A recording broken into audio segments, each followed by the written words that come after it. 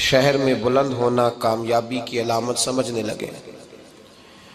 اس کا نقصان یہ ہے کہ معاشرے میں دو چیزیں روز بروز بڑھتی چلی جا رہی۔ ایک ہے بے حیائی، فحاشی، عریانی۔ روز ایک نیا دروازہ کھلتا ہے اس کا، روز نیا دروازہ کھلتا ہے۔ اب تو ایک نیا لیبل لگ گیا ہے کہ سارا سال گانا باجا کرو، معاذ اللہ جو تمہارے من کی مرضی ہو وہ کرو، اور جب رمضان آئے تو کچھ چند پرچوں پہ حدیثیں لکھ کے ٹی وی پہ بیٹھ جاؤ اور لوگوں کو بتاؤ کہ اسلام شاید وہ والا مذہب ہے جو کہتا ہے سارا سال مرضی کرے، رمضان آئے تو حدیث پڑھنی شروع کر دے، اور یکم رمضان سے 29 تک دوپٹہ سر پہ رکھو اور جب عید والا دن آئے تو اتار دو۔ ہمارا یہ دعویٰ نہیں ہے کہ دین کا کوئی ٹھیکیدار ہے، ہم کہتے ضرور دین سکھائے، ہر آدمی کو اپنا حصہ ملانا چاہیے۔ تنے تنہا کوئی آدمی کوئی جماعت دین کا کام نہیں کر سکتی، لیکن دینداری صرف رمضان میں نہیں ہوتی، دینداری سارا سال ہوتی ہے۔ اب لوگوں نے دین کو جزوی طور پہ لینا شروع کر لیا ہے، کلی طور پہ لوگ دین کو نہیں اپناتے۔ شادی کے پروگرام منگنی سے لے کر بارات کے بیٹھنے تک سارے کام غیر شرعی ہوتے ہیں۔ مرد عورت کا اختلاط ہوتا ہے۔ سب سے بری رسم وہ ہے کہ جب جوان لڑکیاں ہاتھوں میں پھول لے کے دولہے اور اس کے دوستوں پر پھول پھینکتی ہیں، باقی ہر آدمی ڈرائنگ روم میں بیٹھتا ہے، ویڈیو والوں کو اجازت ہوتی ہے کہ وہ گھر کے ہر کونے تک پہنچ سکتا ہے۔ سارے کام غیر شرعی ہوتے ہیں اور جزوی طور پر دین پہ عمل ہوتا ہے۔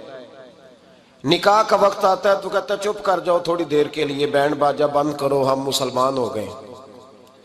مولوی صاحب نکاح کے لیے تشریف لاتے ہیں، بیچارے چھپے بیٹھے ہوتے ہیں کسی کونے میں، چند کلمے پڑھا کے جب دعا کر کے چہرے پہ ہاتھ پورا نہیں پھیرتے تو پھر وہی تماشا شروع ہو جاتا ہے۔ جزوی طور پر لوگ دین پہ عمل کرتے ہیں۔ میرا رب فرماتا ہے یا ایھا الذین آمنوا اتقوا اللہ حق تقاتہ، اے ایمان والو رب سے ڈرو، اتنا ڈرو کہ جتنا ڈرنے کا حق ہے۔ وَلَا تَمُوتُنَّ إِلَّا وَأَنْتُمْ مُسْلِمُونَ، اور فرمایا یہ نہ ہو کہ تم مسجد میں مسلمان ہو اور بازار میں نہ ہو، اور ایسا نہیں ہونا چاہیے کہ جب تو تم زندہ ہو تو مسلمان ہو اور صبح مسلمان ہو تو معاذ اللہ شام کو کافر ہو، ایسا نہ ہو۔ فرمایا تم نے کلمہ پڑھا ہے تو میرے محبوب کے غلاموں اب مرتے دم تک مسلمان ہی رہنا، اب مرتے دم تک مسلمان رہنا، دیکھنا دامن دین تمہارے ہاتھ سے چھوٹ نہ جائے۔ دو باتیں عام ہو گئی ہیں امت مسلمہ، عام، ایک فحاشی عریانی عام ہے، اور روز بروز اس کا نیا رنگ ہے۔ اب تو میں نے کہا مذہب کا ساتھ لوگوں نے تھوڑا سا ذائقہ لگا لیا ہے، کہتے ہیں نہیں رمضان میں نمازیں پڑھ لیں گے، خیر ہے، بچ جائیں گے، چھٹی ہو جائے گی۔ وہ میں ہی کیوں نہ ہوں، میں ہی کیوں نہ ہوں، عورت کے سامنے کھلے منہ بیٹھنے کی کسی کو بھی اجازت نہیں، کسی کو بھی اجازت نہیں۔ کسی نے حضرت سیدنا جنید بغدادی سے کہا تھا کہ اگر مرد عورت نیک ہوں تو پھر تو درس و تدریس ہو سکتی ہے نا، پھر تو پڑھا سکتے ہیں نا ایک دوسرے، نیک ہو پرہیزگار ہو تو دین چونکہ میرے رسول پاک کا ہے صلی اللہ علیہ، یہ کسی ایک شخص کے اٹھ کے نئی بات کرنے سے اور اس کو نیا جدید کو ٹانکا لگانے سے بدل تھوڑی جائے گا۔ حضرت جنید بغدادی سے کہہ دیا کہ حضرت جی اگر دو بندے نیک ہوں تو پھر بات چیت ہو سکتی ہے، تو حضرت جنید بغدادی فرمانے لگے پڑھانے والے حسن بصری ہوں اور پڑھانے والی رابعہ بصری ہو تو پھر بھی ان کو اجازت نہیں ہے، پھر بھی اجازت نہیں کہ بے پردہ ایک دوسرے کے سامنے بیٹھیں، پھر بھی ان کو اجازت، بے پردگی کی پھر بھی اجازت نہیں۔ اور میرے اعلیٰ حضرت امام اہل سنت فاضل و محدث بریلوی، دین کا اتنا بڑا سپاہی آپ کو ڈھونڈنے سے نہیں ملے گا جتنا اللہ نے بریلی میں بڑا پیدا فرمایا ہے، اور ہر محاذ پر۔ کسی نے کہا حضرت جی بے پردہ بی بی مزار پہ جا سکتی ہے، اجازت ہے؟ تو قلم ہے بریلی کے بادشاہ کا، رضا کے نیزے کی مار ہے کہ عدو کے سینے میں غار ہے۔ کیا فرماتے ہیں اعلیٰ حضرت؟ آپ فرماتے ہیں کیا پوچھا تم نے، بے پردہ عورت مزار پہ پیر کے پاس جا سکتی ہے؟ میں یہ نہ پوچھو، احمد رضا سے یہ پوچھو کہ جائے گی تو لعنتیں کتنی برسیں گی، یہ والا سوال پوچھو۔ عام ہے بے پردگی، عام، کھلے عام۔ اور میرے بھائی لوگ کہتے ہیں جدید ہونا چاہیے، یاد رکھو اسلام فقط گناہ سے منع نہیں کرتا، اسلام وہ دروازہ ہی بند کرتا ہے جس رستے سے گناہ ہو سکتا ہے، وہ دروازہ ہی بند ہے۔ کہا مرد اور عورت کو ایک دوسرے کا چہرہ دیکھنے کی اجازت ہی نہیں۔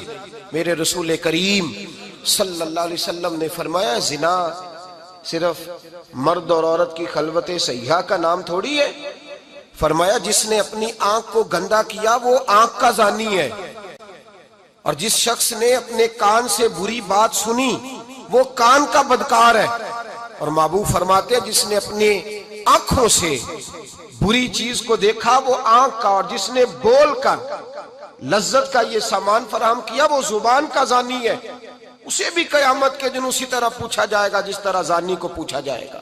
میرے بھائی امت مسلمہ کا وقار میرے رسول کریم علیہ السلام کے غلاموں کے دلوں میں شرم و حیا بھر دیا گیا۔ علامہ واقدی کہتے ہیں حضرت سعد بن ابی وقاص نے مدائن فتح کیا۔ مدائن کا ایک شہر تھا، اس کی بڑی بڑی اونچی بلڈنگیں تھیں، جو آدمی بھی جاتا تھا وہ سب سے پہلے جس شہر کی کوئی چیز معروف ہوتی ہے لوگ اس کو دیکھتے ہیں، اونچی اونچی بلڈنگیں تھیں، سب سے زیادہ اس شہر کے لوگوں نے اونچے مکانات اور زیادہ تعمیرات کر رکھی تھی۔ حضرت سعد بن ابی وقاص لشکر لے کے گزرے تو لشکر میں بوڑھے لوگ نہیں ہوتے، جوان لوگ ہوتے، توانا لوگ ہوتے، اور بڑے جیدار سپاہی تھے، 10,000 صحابہ کی جماعت تھی۔ حضرت سعد بن ابی وقاص امیر لشکر تھے۔ اب عیسائیوں نے ایک چال چلی، انہوں نے کہا مسلمان جب بازار سے گزریں گے لڑائی تو ہم ان کے ساتھ لڑ نہیں سکے، ہم وہ والا طریقہ اختیار کرتے ہیں کہ مسلمان قابو میں آ جائیں گے، ہم عورت کو بطور تیر کے استعمال کرتے ہیں، ہم اس کو بطور جال کے پھینکتے ہیں۔ کیا کیا؟ عورتوں کے ہاتھوں میں پھول دیے، پلیٹیں پکڑائیں، بلڈنگوں کی چھتوں پہ کھڑا کر دیا، فرمایا تم ان پر پھول پھینکنا، اگر 2-4 سپاہی بھی ہم اپنے قابو میں کرنے میں کامیاب ہو گئے تو دراڑ تو پڑ گئی نا، تم ان پر پھول پھینکنا۔ یہ دیکھیں رسم چلی کہاں سے، ہم نے اپنا لی ہے، چلی کہاں سے اور ہم نے اس کو اخذ کر لیا، رواج بن گیا۔ حضرت سعد بن ابی وقاص رضی اللہ تعالیٰ عنہ جب اس بازار سے گزرے تو آگے آگے امیر لشکر کا گھوڑا تھا، پیچھے 10,000 صحابہ گھوڑوں پہ بیٹھے ہیں۔ حضرت سعد بن ابی وقاص سے نظر اٹھا کے دیکھا تو عورتیں تو کھڑی ہیں، پھول لیے، کفر کی چال کو سمجھ گئے کہ یہ بے حیائی کا جال پھینک کے ملت کے جوانوں کے دلوں سے غیرت ایمانی چھیننا چاہتے ہیں، یہ مسلمانوں کے دلوں سے تقوی کی روشنی چھیننا چاہتے ہیں، یہ قرآن پاک کا سرور اور عبادت کا نور چھیننا چاہتے ہیں، یہ بے حیائی کا کلک لگا کے ان کے دلوں سے رسول اللہ کا درود چھیننا چاہتے ہیں، یہ محبت رسول کے سوتے خشک کرنا چاہتے ہیں۔ جب دیکھا تو فوری طور پہ گھوڑے پہ چڑھے اور جناب سعد نے قرآن پڑھنا شروع کر دیا۔ وَقُلْ لِلْمُؤْمِنِينَ يَغُضُّوا مِنْ أَبْصَارِهِمْ، کہا مومنو تمہارے رب نے تمہارے نبی کی زبان سے تمہیں حکم دیا ہے کہ تم نے نظریں نیچی رکھنی ہے۔ جب حضرت سعد بن ابی وقاص نے آیت پڑھی تو صحابہ کہتے ہیں ہمیں یوں لگا کہ جیسے ابھی آیت نازل ہو رہی ہے اور سیدھی دلوں سے ٹکرا رہی ہے۔ 10,000 کا لشکر گزر گیا، عورتیں پھول پھینکتی رہیں، لیکن کسی ایک صحابی نے بھی نظر اٹھا کے نہیں دیکھا۔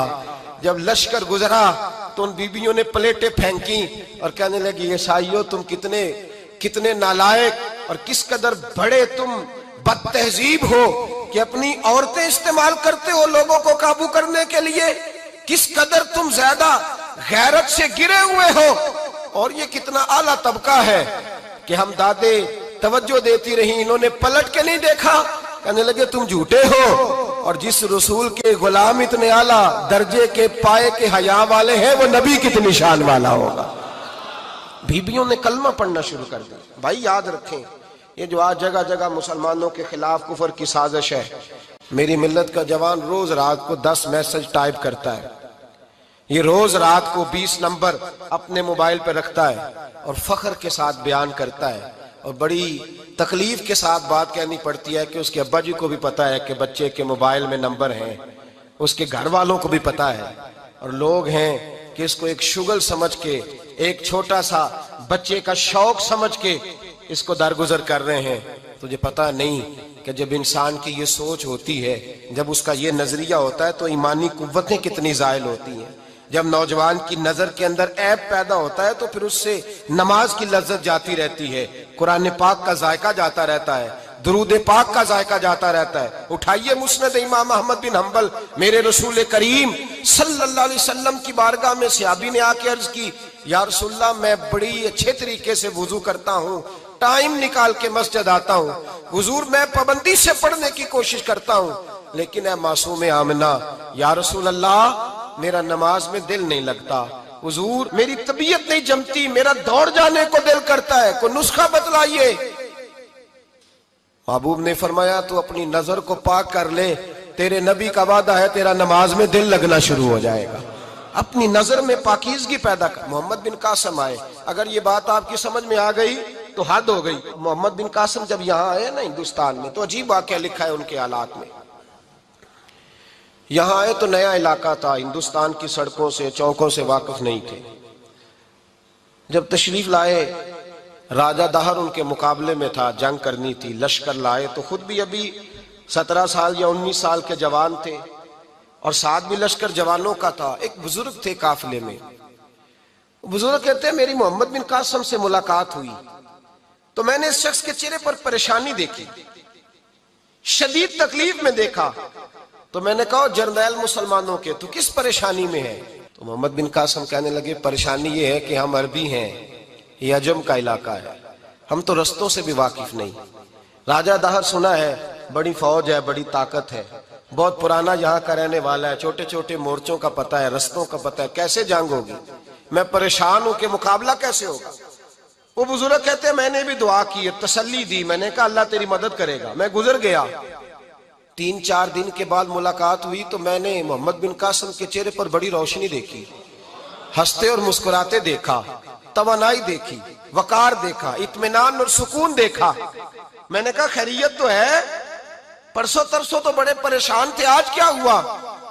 اگر یہ بات سمجھ میں آ گئی میری ملت کے جوان کے، اگر یہ بات سمجھ میں آ گئی تو شاید اسے ڈھب اور سلیقہ آ جائے جینے کا، شاید یہ سمجھ جائے کہ میری توانائی کا راز کہاں ہے۔ کہنے لگے بھائی پرسوں ترسوں بڑے پریشان تھے، آج کیا ہوا؟ جواب دیا کہ تاریخ بنا دی، اس 17 سال کے جوان نے تاریخ بنا دی۔ کہنے لگا میں بے فکر ہو گیا ہوں، راجہ دہر میرا مقابلہ نہیں کر سکتا، وہ 2 دن نہیں کھڑا ہو سکتا میرے سامنے۔ کہا وجہ کیا ہے؟ محمد بن قاسم کہنے لگے میں نے تحقیق کی ہے، مجھے پتا چلا ہے کہ راجہ دہر ذہن کا گندا ہے، نظر کا ناپاک ہے، وہ سینے بند کا برا ہے۔ مجھے پتا چلا ہے وہ تو چچا زاد بہن کو نہیں چھوڑتا، وہ تو خالہ زاد پہ بری نظر رکھتا ہے۔ مجھے پتا چلا ہے کہ اس کے تو اپنے علاقے کی عورتیں اس کی نظر سے محفوظ نہیں ہیں۔ کہنے لگا جو گندی نظر کا جوان ہوتا ہے وہ کسی میدان میں نہیں ٹھہر سکتا۔ کہنے لگا میری 17 اور 19 سال کی جوانی ہے، مجھے قسم ہے گنبد خضرا کی، میں نے جب بھی دیکھا ہے یا مصطفیٰ کا درود دیکھا ہے یا رسول اللہ پہ نازل ہونے والا قرآن دیکھا ہے۔ میرا مقابلہ کیسے کرے گا؟ میرے مقابلے میں کیسے آئے گا؟ جو نظر کا گندا ہو، کردار کا ناپاک ہو، وہ کسی کے مقابلے میں آ سکتا؟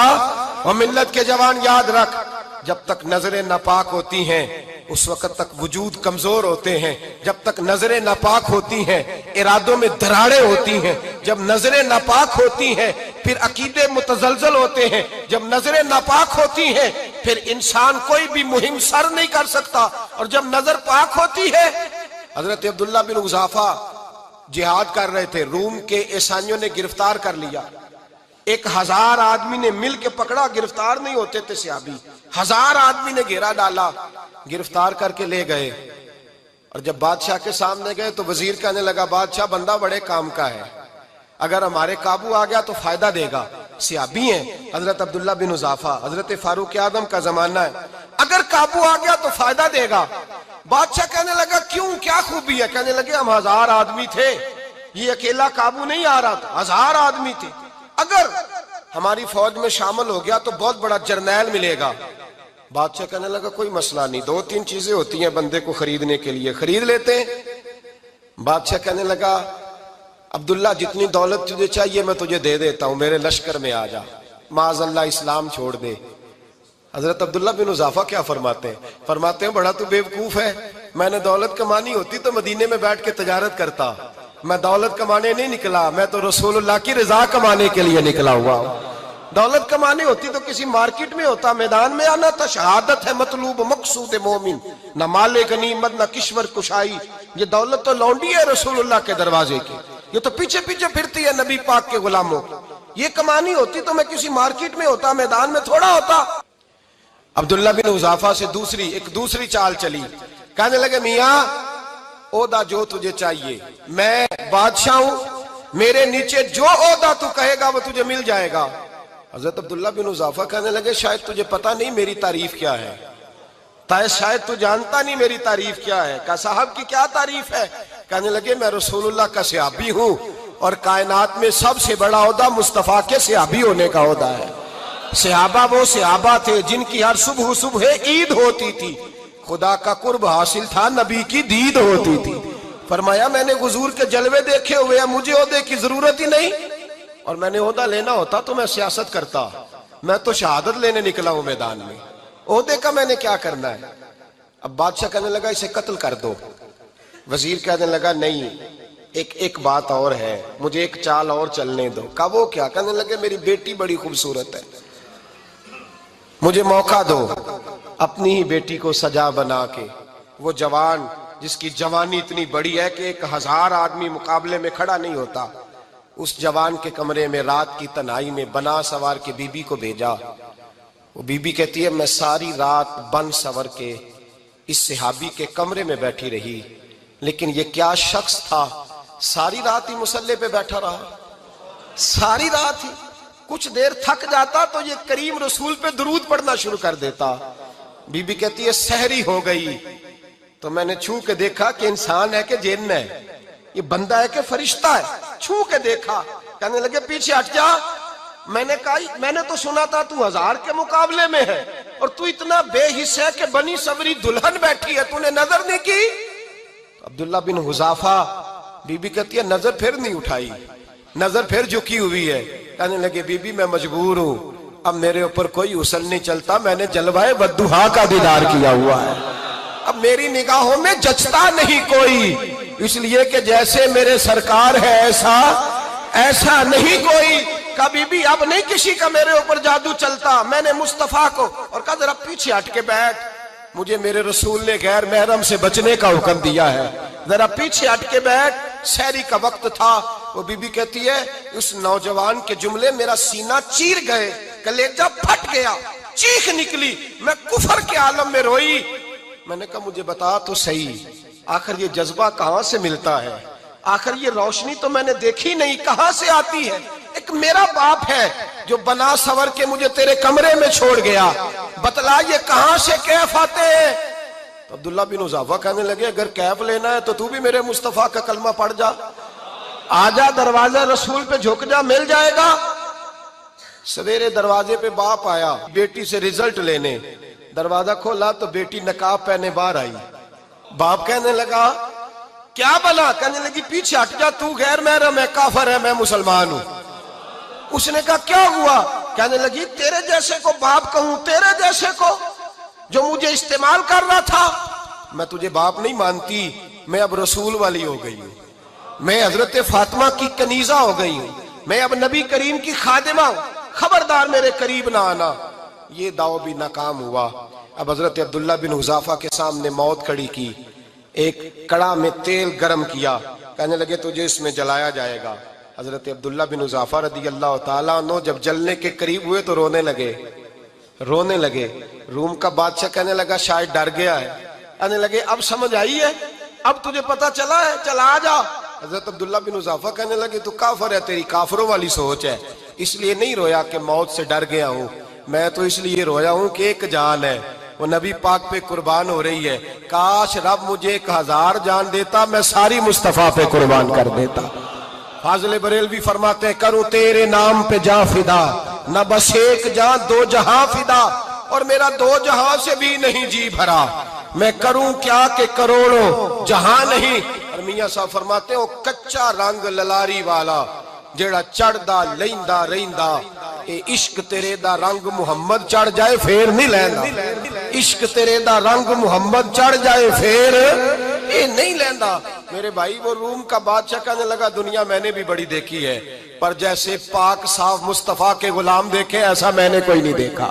او بھائیو، نظر پاک ہو، روح پاک ہو، مزاج پاک ہو، پھر انسان بڑے بڑے کام کرتا ہے، پھر وہ مہمات کو سر کرتا ہے، پھر وہ صرف ایک گھر کے لیے نہیں، وہ ملت کے لیے فائدہ مند ہوتا ہے، پھر وہ گھرانوں کو لے کر چلتا ہے، پھر وہ بڑے بڑے معاشرے تشکیل دیتا ہے۔ میرے رسول کریم صلی اللہ علیہ وسلم نے پاک صاف ذہن کے لوگ تیار کیے۔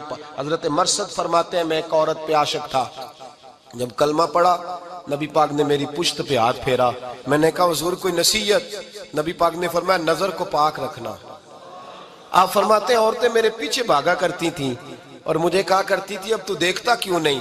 تو میں نے کہا پتا مجھے بھی نہیں، مصطفیٰ کی ایک نظر ہوئی ہے رب نے سارے محل کو چہل دور فرما دیے، سارا کچھ ہی بدل گیا۔ ملت کے جوانوں یاد رکھو، یاد رکھو اس بات کو، یہ پاکیزگی، یہ نظر، یہ پاکیزگی، یہ مزاج، یہ انسان سے بڑے کام کرا لیتی ہے۔ اور اگر تیری نظر ناپاک رہتی ہے پھر تو کچھ نہیں کر سکتا، پھر تیری زندگی ایک ایسے قید خانے میں قید ہو گئی ہے جو تجھے دو قدم بھی نہیں چلنے دے گی۔ سب سے پہلے مزاج کی پاکیزگی، اور دوسرا اصلاح معاشرہ کے لیے اہم درس یہ ہے اپنے آپ کو پاک صاف رکھیں، ذہنی طور پر، نظریاتی طور پر۔ اور دوسرا درس یہ ہے میرے بھائی ظلم اور زیادتی سے بچیں، پاک صاف رہ کے وقت شروع کریں، اور کسی جگہ بھی کوئی زیادتی، کوئی ظلم، میرے نبی کریم صلی اللہ علیہ وسلم کے مزاج کو اگر آپ دیکھیں گے نا، ہمارے معاشرے میں آج سب سے زیادہ زیادتی پتہ کون سی ہوتی ہے؟ لوگ عزتیں پامال کرتے ہیں، بدگمانیاں کرتے ہیں۔ ابو جہل یہ کام کرتا تھا کہ وہ نبی پاک صلی اللہ علیہ وسلم پر، صحابہ پر معاذ اللہ شخصی اعتراضات کرتا تھا، شخصی۔ عزیزو، جب آدمی کا کسی سے اختلاف ہوتا ہے نا، یا کسی کو پسند نہیں کرتا یا کسی کو ریجیکٹ کرنا چاہتا ہے تو شخصی اعتراضات کرتا ہے، نیچے اترتا ہے، کمزور بات کرتا ہے، چھوٹی بات کرتا ہے۔ اور ہمارے زمانے میں تو یہ کام حسد کی وجہ سے ہوتا ہے، بڑے بڑے جماعتیں ٹوٹ جاتی ہیں، ملتوں کا شرازہ بکھر جاتا ہے، لیکن لوگ اپنی اس حرکت سے باز نہیں آتے، ساری زندگی ذاتی اور نجی اعتراضات کرتے رہے۔ ابو جہل کے اندر ہزاروں عیب پائے جاتے تھے، شرابی بھی تھا، بدکار بھی تھا، بے حیا بھی تھا، ظالم بھی تھا۔ میرے نبی پاک صلی اللہ علیہ وسلم نے اسے دین کا پیغام دیا ہے، لیکن تاریخ کی کسی کتاب میں آپ کو یہ نہیں ملے گا کہ حضور نے کبھی اس کی شخصیت پر اعتراض کیا ہو۔ یہ فرمایا ہے کہ بڑا فرعون ہے اس امت کا، لیکن نیچے اتر کر کبھی اس کی ذاتی اور شخصی زندگی پر کوئی زیادتی صحابہ کی طرف سے اور نبی پاک کی طرف سے۔ بہت بڑی بات سمجھا رہا ہوں، اگر آپ کی سمجھ میں آئے تو ہم ذاتیات پر اترتے، ذات پر اتر کر زیادتی کرتے، ذات پر۔ ہمارا اب ظلم نجی سطح سے شروع ہو رہا ہے اور پوری ملت کو لپیٹ میں لے رہا ہے، پوری ملت کو۔ چھوٹی چھوٹی زیادتیاں ہیں جو پورے معاشرے کو اپنی لپیٹ میں لیتی ہیں۔ میرے نبی کریم علیہ السلام نے جو دین ہمیں دیا ہے وہ خیر خواہی کا مذہب ہے، وہ بھلا کرنے کا مذہب ہے، وہ کام آنے کا مذہب ہے، وہ ظلم سے بچنے کا مذہب ہے۔ میرے نبی پاک نے فرمایا ظلم سے بچ جانا، قیامت کے اندھیروں میں جو بڑا اندھیرا ہوگا وہ ظلم ہوگا۔ اصلاح معاشرہ کانفرنس کا پہلا سبق میں نے عرض کیا کہ نظر کو، ذہن کو، سوچ کو پاک رکھیں، اور دوسرا زندگی میں کبھی زیادتی نہ کریں، کبھی بھی اپنے مخالف پر بھی کبھی شخصی، ذاتی اور نجی اعتراضات نہ کریں۔ یہ انسان کے اندر کا ظلم ہوتا ہے، ہمارے گھروں کے اندر سے ظلم جنم لینے لگا ہے۔ روز بہو پہ تیل چھڑکا جاتا ہے، روز کسی نہ کسی شہر سے، اپنے ہی گھر سے، اپنے ہی چراغ کو بند کرنے کی خبر نکلتی ہے۔ سڑکوں پہ، چوکوں پہ، چوراہوں میں غریب مسلے جاتے ہیں، جس کے ہاتھ جہاں تک پہنچتے ہیں وہ وہاں تک معاذ اللہ زیادتی کر گزرتا ہے۔ اگر قوم ظلم سے بچنے لگے، زیادتی سے بچنے لگے، تکلیف دینے سے بچنے لگے تو معاشرہ سنور جائے گا۔ میرے رسول کریم علیہ السلام نے اپنے غلاموں سے پوچھا تھا بتاؤ مفلس کون ہوتا ہے؟ کون ہے جس کے پاس کچھ نہیں ہوتا؟ صحابہ نے کہا یا رسول اللہ جس کے پاس پیسے نہ ہو، بخاری مسلم متفق علیہ حدیث ہے، نبی کریم نے فرمایا نا بھائی، مفلس تو وہ ہوگا جو قیامت کے دن احد پہاڑ کے برابر نیکیاں لے کے آئے گا۔ یا رسول اللہ اتنی نیکیاں پھر بھی مفلس ہے، پھر بھی غریب ہے؟ تو نبی پاک نے فرمایا نیکیاں پہاڑ کے برابر ہیں، پر اس نے چگلیاں بڑی کی ہیں، غیبتیں بڑی کی ہیں، مذاق بڑے اڑائے، اس نے لوگوں پر پھبتیاں بڑی کسی ہیں، تان و تشنی بڑے کیے، ظلم بڑے کیے، گالی بڑی دی، لوگوں کے بارے میں بری باتیں کی۔ اب رب کریم نے وہ ساری نیکیاں ان لوگوں میں بانٹ دی، یہ مفلس ہو گیا، غریب ہو گیا۔ زیادتی نہیں کریں، ظلم نہ کریں، اپنی نجی زندگی سے لے کر گھر کے اندر سے لے کر اجتماعی زندگی تک زیادتی سے بچیں۔ میرے نبی کریم علیہ السلام نے اپنے غلاموں کو یہ درس دیا ہے، دیکھنا کبھی زیادتی نہ ہونے پائے، دیکھنا کہیں ظلم نہ ہونے پائے، دیکھنا کسی شخص کو تمہارے قول فعل سے، تمہارے مزاج سے تکلیف نہ پہنچے۔ میرے بھائیوں، حضرت وہب ابن منبہ علیہ رحمہ فرماتے ہیں کہ بنی اسرائیل کے اندر ایک بادشاہ محل بنانے جا رہا تھا۔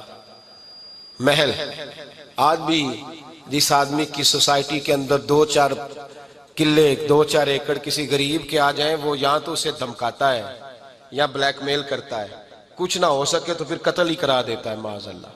اور یہ خبریں عام ہمیں سننے پڑھنے اور دیکھنے کو ملتی ہیں۔ بادشاہ محل بنانے جا رہا تھا، ایک غریب بی بی رہتی تھی، اس کی جھونپڑی بادشاہ کے محل کے نقشے میں آتی تھی۔ بادشاہ نے کہا بی بی منہ مانگی قیمت لے لو، خالی کر دو یہ مکان۔ بزرگوں کو اپنے جھونپڑیوں سے بڑی دلچسپی ہوتی ہے، بچے سوسائٹیوں میں چلے جاتے ہیں، ابا جی کہتے ہیں مجھے گاؤں میں رہنے دو، میرا یہیں دل لگتا ہے، مجھے اس گھر سے دلچسپی ہو گئی۔ اماں کہنے لگی بادشاہ میں یہاں بیاہ کے آئی تھی، خامد انتقال کر گیا، اولاد اللہ نے دی نہیں، میں پکا ہوا پھل ہوں، گر جاؤں گی تو تیرا ہی ہے، لیکن مجھے اس آشیانے میں رہنے دے، یہ گھونسلہ میں نے تنکا تنکا کر کے بنایا ہے، مجھے رہنے دے، نہ مجھے نکال۔ کہنے لگا میرا نقشہ خراب ہوتا ہے۔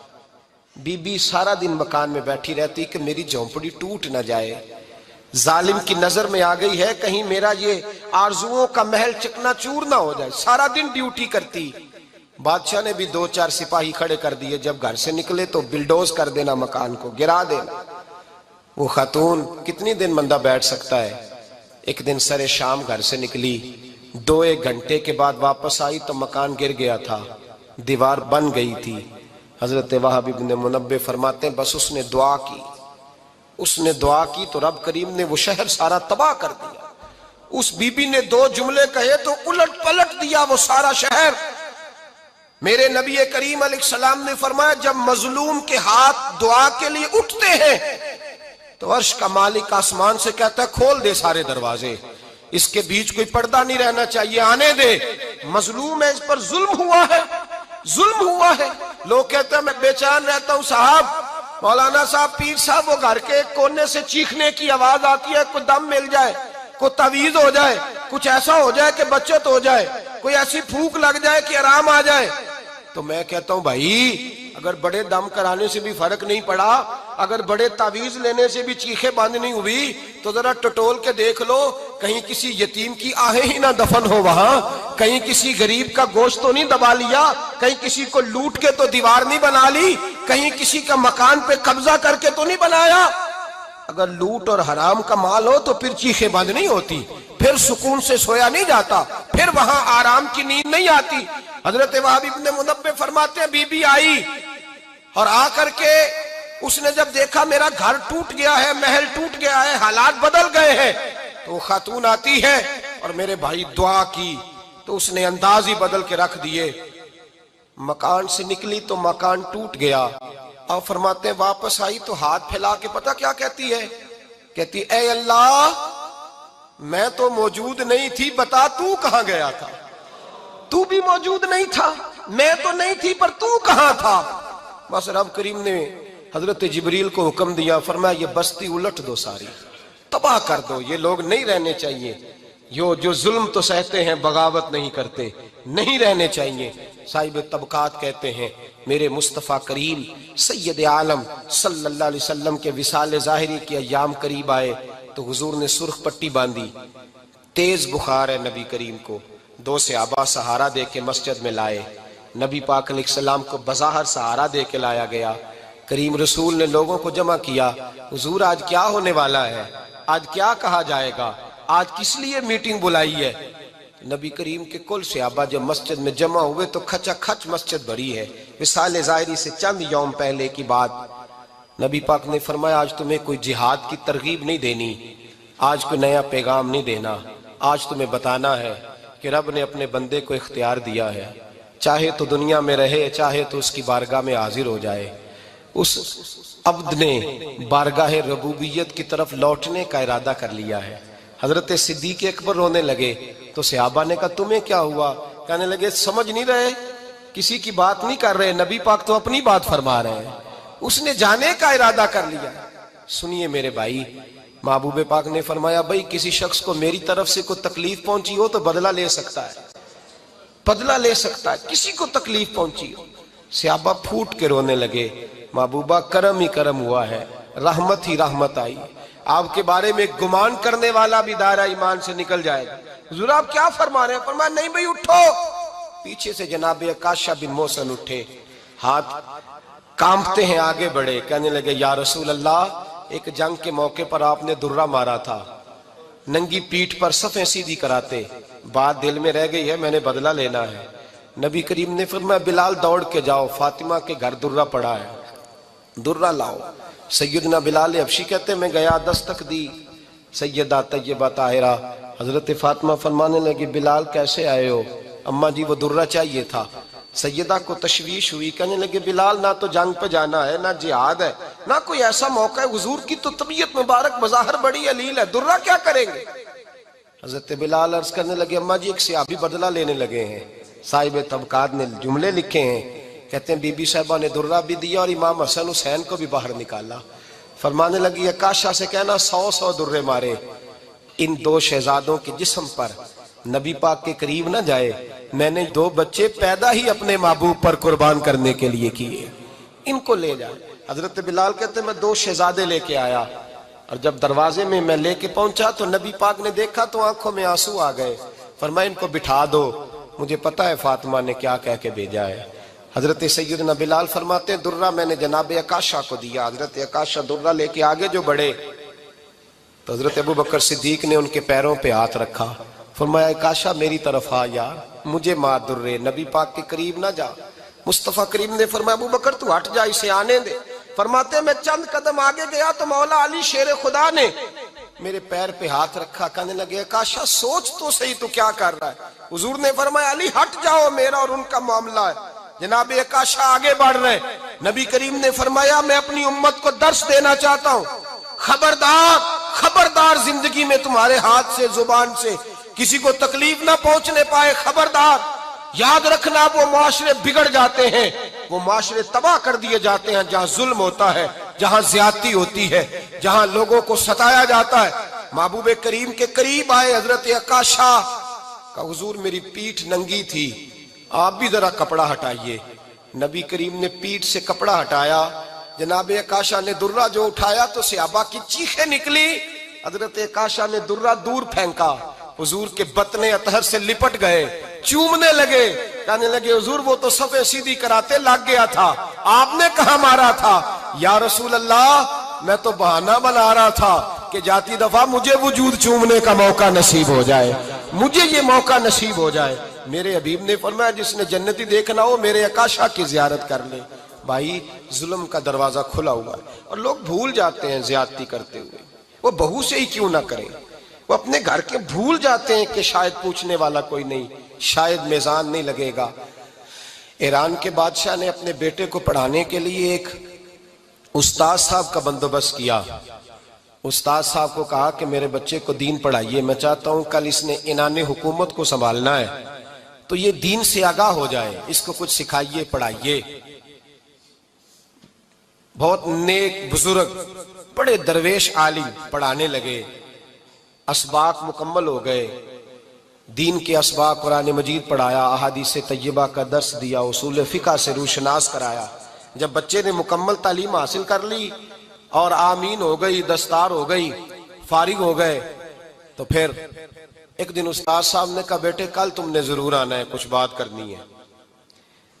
शहजादा गया मिलने उस्ताद साहब से, उस्ताद साहब ने कुंडी लगा ली, हाथ में दुर्रा पकड़ लिया, मार मार के पूरे वजूद को जख्मी कर दिया, कोई गलती नहीं, कोई बात नहीं, मारा।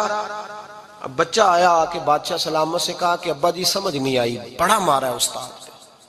तो सियाने थे ना बादशाह, यहां तो कारी साहब रोज कटहरे में खड़े होते हैं, मौलवी साहब आपने मेरे बच्चे को क्यों मारा है? आप 8,000 के मौलवी हैं, मेरा कई करोड़ का बच्चा है, सवेरे बदल लेंगे, खबरदार आपने बच्चे को हाथ लगाया। अपनी हैसियत में रहे माज़अल्लाह। जो कौमें उस्तादों को कटहरों में खड़ा करती हैं वो तरक्की नहीं कर पाती, जो उस्तादों को कटहरों में रोज खड़ा करती। कहा अब्बा जी बड़ा मारा है, तो वालिद बड़े समझदार थे, कहने लगे बेटा उस्ताद बाप होता है, वो ज्यादती नहीं करता, कोई बात होगी, मैं तेरे उस्ताद को कटहरे में नहीं बुलाऊंगा। अम्मा से बात की, अम्मा कहने लगी बेटा मैं तेरे बाप से कैसे बात करूं, डर आता। वक्त गुजर गया, 22 साल बीत गए, 22 साल गुजर गए, बादशाह का इंतकाल हुआ, शहजादा तख्त पे बैठा। पहला हुक्म ये दिया कि मेरे उस्ताद को बुलाओ, पहला हुक्म। उस्ताद जी बूढ़े हो गए थे, छड़ी के ऊपर टेक लगा के आए और भवें सफेद होके झुक गई थी, यूं आंख खोल के बड़ी मुश्किल से देखा, कहने लगे शहजादे हुक्म हो। कब मैं शहजादा नहीं, अब मैं बादशाह बन गया हूं। उस्ताद जी 22 साल बीत गए, आपने मारा था, पर वो दर्द चूंकि ज्यादती की थी, मेरा कसूर कोई नहीं था, तो ना मेरी रूह से दर्द गया है ना मेरे जिस्म से गया है, मैं बेख्तियार था, पूछ नहीं सकता था, आज बाइख्तियार हुआ हूं। सबसे पहले पहला हुक्म आपको दिया, बुलाया है, बताए क्यों मारा था, क्यों मुझे मारा था, मेरी ज्यादती बताए। तो उस्ताद, बूढ़े उस्ताद की आंखें आंसुओं से भर गईं, कहने लगे बेटे बस आज के दिन के लिए मारा था, ये जो दिन आ गया ना मेरी जिंदगी में, इसलिए मारा था, ये मैं चाहता था मेरी जिंदगी में वक्त है, आज के बस मेरी मुराद पूरी हो गई। कहा साहब किस लिए, मुझे भी समझाए। आप फरमाने लगे कितनी देर हो गई तुझे मार खाए हुए, कितना जमाना बीत गया। कहने लगा 22 साल।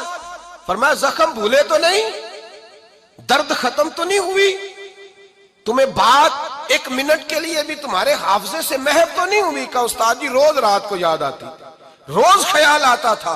उस्ताद कहने लगे भाई तू बेख्तियार था, पूछ नहीं सका, 22 साल तुझे याद रहा, मुझे पता था तू एक दिन हुक्मरान बनेगा, मैंने तुझे इसलिए मारा था कि बेटे याद रखना, किसी पे जुल्म न करना। अगर तुझे 22 साल तक याद रहा है तो जिस पर तू जुल्म करेगा उसे भी कयामत तक याद रहेगा। और ये याद रखना, तू आज बाइख्तियार हुआ तो तूने मुझे बुला लिया है, कयामत के दिन गरीब बाइख्तियार हो जाएंगे, मजलूम बाइख्तियार हो जाएंगे, वो बाइख्तियार होंगे लिल्लाहिल वाहिदिल कहार, रब करीम की बारगाह के अंदर उनका इख्तियार होगा, अकेले अल्लाह की हुक्मरानी होगी। फिर वो बुलाएंगे बड़े बड़े कज कुला, दुनिया में जिनकी पगड़ियां ऊंची थी वो सर झुकाए खड़े होंगे, दुनिया में जो डिक्टेटर बनते थे उनकी पुश्तें लाल होंगी, उनको गद्दार लिखा जाएगा, कयामत तक नहीं भूलेगा। जुल्म करना तो सोच समझ के करना, इतना करना जितना तुम सह सकते हो, इतनी ज्यादती करना जितनी कयामत में तुम बर्दाश्त कर सकते हो। मेरे नबी करीम सल्लल्लाहु अलैहि वसल्लम ने फरमाया जुल्म से बचो, ये कयामत के अंधेरों में से एक अंधेरा होगा।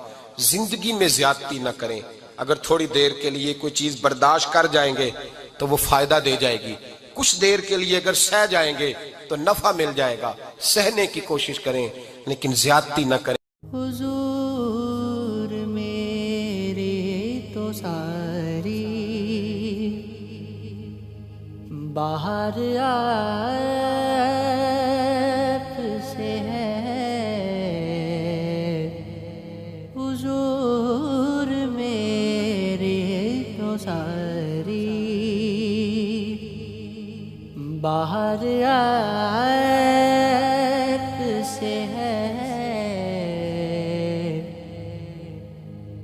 मैं बेकरार था मेरा करार आपसे है, हुजूर मेरे तो सारी कहाँ बोले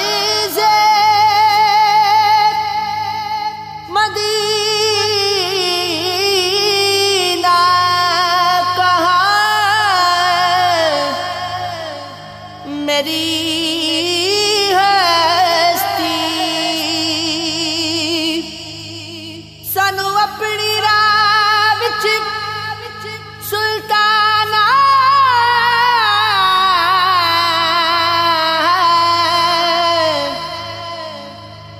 بس نین وچاڑ بھی رکھ لے